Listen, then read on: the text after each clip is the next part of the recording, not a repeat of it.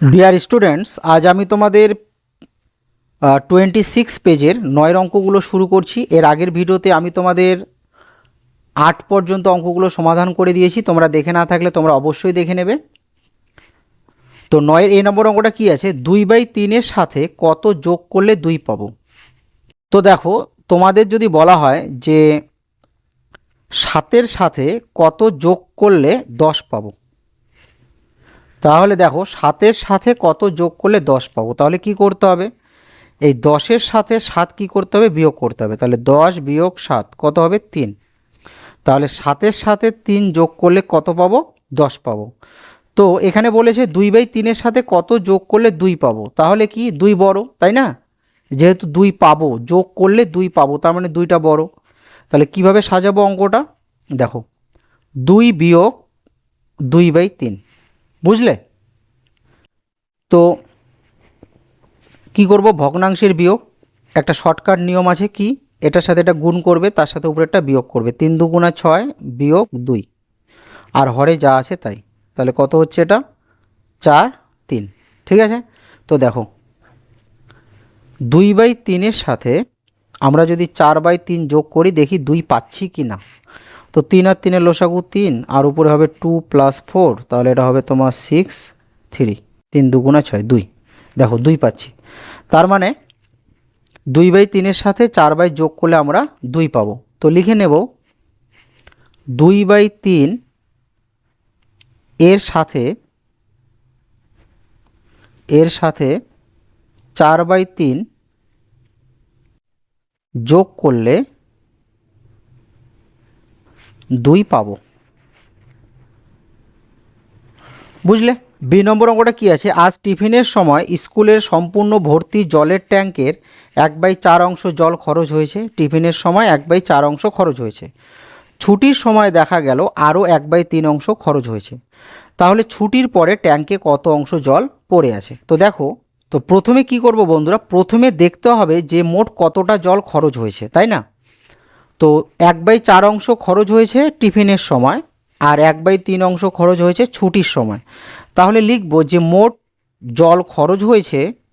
আচ্ছা, আমরা ট্যাঙ্কের কথাটা লিখে নিই, তাহলে ভালো লাগবে ভাষাটা। তাহলে লিখব যে ট্যাঙ্কের মোট জল খরচ হয়েছে, জল খরচ হয়েছে। তো দেখো 1/4 অংশ খরচ হয়েছে তোমার টিফিনের সময়, আর 1/3 অংশ খরচ হয়েছে তোমার ছুটির সময়। যোগ করে নেব এত অংশ। ঠিক আছে, এবার দেখো বন্ধুরা, প্রথমে লসাগু করব, 12 হবে, তাই না? 3 আর 4-এর লসাগু 12। 4 দিয়ে 12কে ভাগ করতে হবে, ভাগফলের সাথে উপরেরটা গুণ করতে হবে, তাই না? 4 দিয়ে 12কে ভাগ করলে 3 হয়, 3-এর সাথে উপরেরটা গুণ করো, 3 ও 3। 3 দিয়ে 12কে ভাগ করলে 4 হয়, 4-এর সাথে 1কে গুণ করো, 4 ও 4। তো তোমরা যদি ভগ্নাংশের যোগ না পারো, তোমরা কি করবে, 8-এর অঙ্কগুলো দেখে নেবে, কেমন? 8-এর অঙ্কগুলো করে দেওয়া আছে, তোমরা দেখে নেবে। এবার দেখো যোগ করলে কি হবে, 7 আর নিচে 12। 7/12 অংশ, মানে 12 ভাগের 7 ভাগ জল কিন্তু খরচ হয়ে গেছে। তো তোমরা নিজে ভাবো, 12 ভাগের 7 ভাগ যদি খরচ হয়ে যায়, তাহলে থাকলো কত, 12 ভাগের 5 ভাগ, এই জলটা পড়ে আছে। তাহলে এখানে প্রথমে লিখব যে ধরি মোট জল, মানে ট্যাঙ্কে মোট জল ছিল 1 অংশ, 1 অংশ, মোট জল হচ্ছে 1 অংশ। এবার লিখব সুতরাং ট্যাঙ্কে জল পড়ে আছে, ট্যাঙ্কে জল পড়ে আছে, মোট জল হচ্ছে 1 অংশ, ঠিক আছে, 1 অংশ। সেখান থেকে যেটা খরচ হয়েছে সেটা বিয়োগ করব, 7/12 এত অংশ। ঠিক আছে, এগুলো অঙ্ক সবসময় তোমরা কি করবে, মোট 1 অংশ ধরে বিয়োগ করে দেবে, ঠিক আছে? তো দেখো 12 को 12 বিয়োগ 7, আর হরে যা আছে তাই। তাহলে কত পাচ্ছি, 5/12 অংশ। ঠিক আছে, এই 5/12 অংশ জল ট্যাঙ্কে পড়ে আছে। এই হলো তোমাদের বি নম্বর অঙ্ক। সি নম্বর অঙ্কটা কি আছে, আজ টিফিনে আমি কেক নিয়ে গিয়েছিলাম। আমার দুই বন্ধু আয়ুষ ও শাবানা আমার কেকের যথাক্রমে 1/3 অংশ ও 2/5 অংশ খেলো। কেকের বাকি অংশটা আমি খেলাম। এবার বলেছে কে বেশি কেক খেলো। তো দেখো, আচ্ছা, কেকের আয়ুষ খেয়েছে 1/3 অংশ, তাহলে লিখবো আয়ুষ খেয়েছে 1/3 অংশ। কেমন, এটা লিখে নিই। তারপর কি লিখবো, শাবানা, শাবানা খেয়েছে 2/5 অংশ। আর কি বলেছে, কেকের বাকি অংশ আমি খেলাম। তাহলে কেকের বাকি অংশটা বের করার জন্য কি করতে হবে বন্ধুরা, এই আয়ুষ আর শাবানা মোট কতটা কেক খেয়েছে সেটা আগে বের করতে হবে, তাই যোগ করতে হবে। তাহলে লিখবো যে সুতরাং দুজনে মোট কেক খেয়েছে, মোট কেক খেয়েছে। তাহলে দুজনে মোট কতটা কেক খেলো যোগ করব, 1/3 যোগ 2/5 অংশ। কেমন, এবার ভগ্নাংশে যোগ করব। 3 আর 5-এর লসাগু 15, 3 দিয়ে 15কে ভাগ করলে 5, 5 চৌকো 5, 5 দিয়ে 15কে ভাগ করলে 3, 3-এর সাথে এটা গুণ করো, 3 দুগুণে 6। তাহলে কত হচ্ছে, 11/15 অংশ।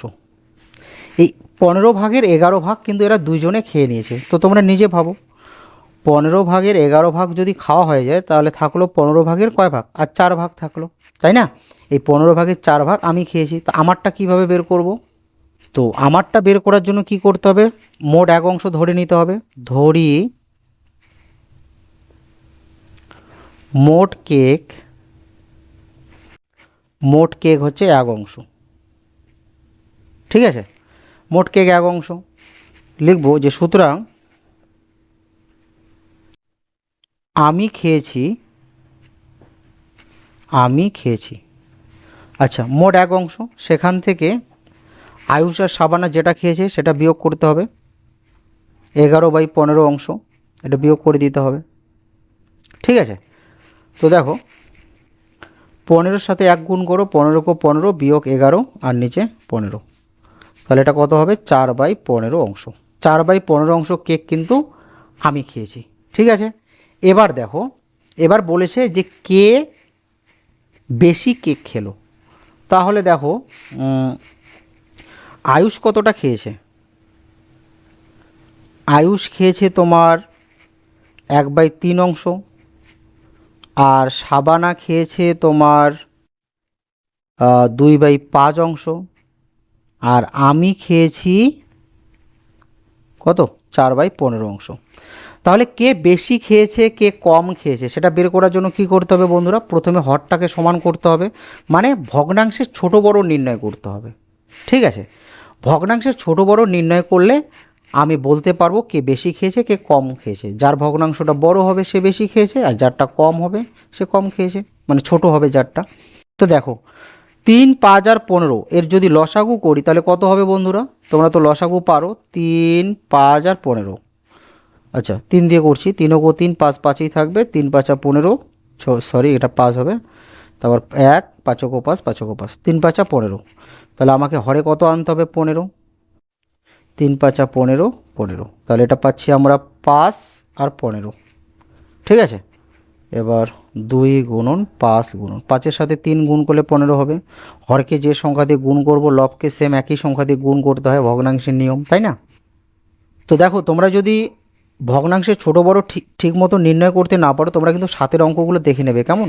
এর আগের ভিডিওতে আমি তোমাদের 7-এর অঙ্কগুলো দিয়ে দিয়েছি। আচ্ছা, এটা 15 কো 15, এটা গুণ করলেও হবে না করলেও হবে, কেন? কারণ এখানে 15 তো আছেই।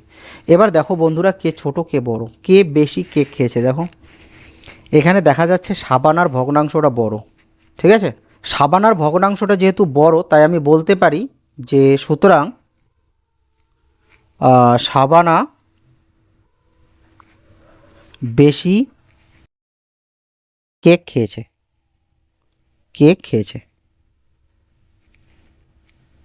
ঠিক আছে, শাবানা বেশি কেক খেয়েছে। তোমরা এখানে একটা কাজ করতে পারো, তোমরা এখানে বড় ছোট দেখা দিতে পারো। এখানে বড় কে, বড় হচ্ছে তোমার শাবানা 2/5, তারপর এর থেকে ছোট হচ্ছে 1/3, তারপরে 4/15। এই যে 1/3 এটা হচ্ছে 15/5 এটা 15/4, আর 4/15। তোমরা এভাবেও দেখায় দিতে পারো, দেখানোর পর তোমরা উত্তরটা লিখতে পারো। কেমন? ডি নম্বর অঙ্কটা কি আছে, রতনবাবু তার 25 বিঘা জমির মধ্যে 16 বিঘা জমিতে পাট চাষ করেছেন, কিন্তু উষা দেবী তার 15 বিঘা জমির মধ্যে 8 বিঘা জমিতে পাট চাষ করেছেন। হিসাব করে দেখি রতনবাবু ও উষা দেবী তাদের জমির কত অংশে পাট চাষ করেছেন। প্রথমে অংশে নির্ণয় বের করতে হবে যে কে কত অংশে পাট চাষ করেছে, তারপর কে বেশি পরিমাণ জমিতে পাট চাষ করেছে সেটা বের করতে হবে। তো দেখো, তো কী লিখবো, রতনবাবু পাট চাষ করেছেন, রতনবাবু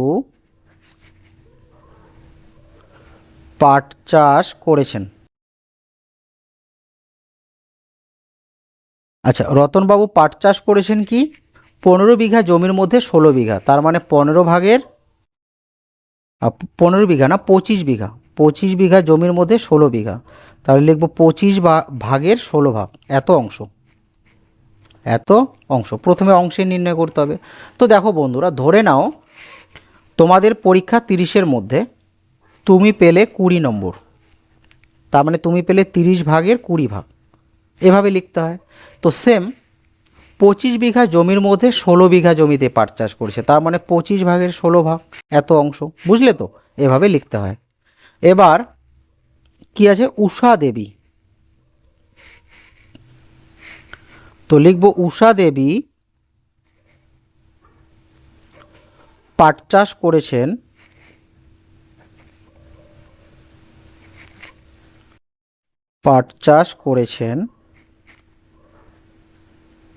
উষা দেবী পাট চাষ করেছেন 15 বিঘা জমির মধ্যে 8 বিঘা, তাহলে 15 ভাগের 8 ভাগ, এত অংশ।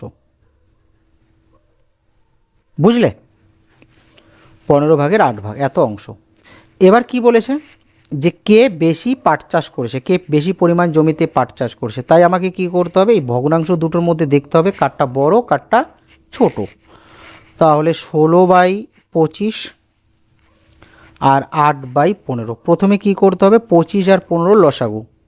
আচ্ছা, 25 আর 15 যদি লসাগু করি, 5 5 25, 3 5 15, 5 5 25, 3 25 75, কত হবে 75।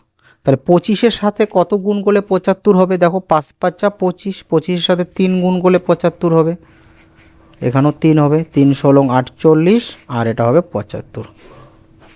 এবার 8 গুণন 15-এর সাথে কত গুণ করলে 75 হবে, 3 5 15, 15-এর সাথে 5 গুণ করলে 75 হবে, তাহলে 5 8 40 আর 75। এবার দেখো কারটা বড় কারটা ছোট, তাহলে 16/25 এটা হচ্ছে রতনবাবু, তাই না, আর 8/15 হচ্ছে উষা দেবী। তার মানে আমি দেখতে পাচ্ছি যে রতনবাবুর ভগ্নাংশটা বড়, তাই আমি বলতে পারি যে 16/25 এটা বড় আর 8/15টা ছোট। তাহলে আমি বলতে পারি যে সুতরাং রতনবাবু বেশি জমিতে পাট চাষ করেছেন, রতনবাবু বেশি পরিমাণ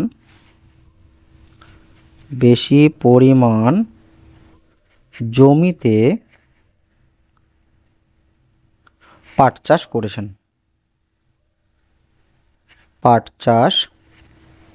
করেছেন, কেমন? তাহলে তোমাদের ডি নম্বর অঙ্কটা কমপ্লিট। ই নম্বর অঙ্কটা কি আছে, আমার 15 মিটার লম্বা ফিতে আছে, আমি 1/3 অংশ কেটে নিলাম, কত অংশ সাদা ফিতে পড়ে রইল ও সেটি কতটা লম্বা বের করি। তো দেখো, আচ্ছা সাদা ফিতে কতটা, সাদা ফিতে 15 মিটার, তাই তো, সাদা ফিতে 15 মিটার, আর আমি কেটে নিলাম 1/3 অংশ, তাহলে লিখব আমি কেটে নিলাম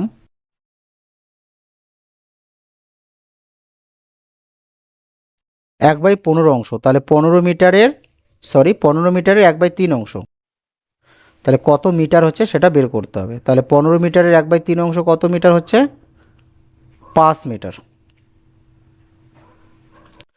আমি কেটে নিলাম 5 মিটার, ঠিক আছে।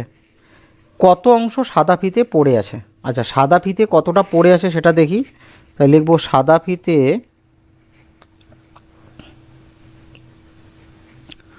পড়ে আছে, আচ্ছা, মোট হচ্ছে 15 মিটার। 15 মিটার থেকে যদি 5 মিটার কেটে নেওয়া হয় তাহলে সাদা ফিতে কতটা পড়ে আছে? 10 মিটার, তাই না? সাদা ফিতে কতটা পড়ে আছে? 10 মিটার। এবার এটাকে অংশে লিখব। তো লিখব যে সুতরাং সাদা ফিতে পড়ে আছে, এটাকে ভগ্নাংশে লিখতে হবে। আচ্ছা, মোট সাদা ফিতে ছিল 15 মিটার, 15 মিটারের মধ্যে 10 মিটার পড়ে আছে, মানে 15 ভাগের 10 ভাগ পড়ে আছে, এটাকে অংশে লিখব।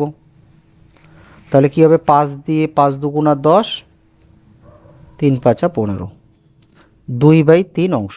তাহলে সাদা ফিতে পড়ে আছে 2/3 অংশ, আর সেটি কতটা লম্বা? সেটি 10 মিটার লম্বা, তাই না?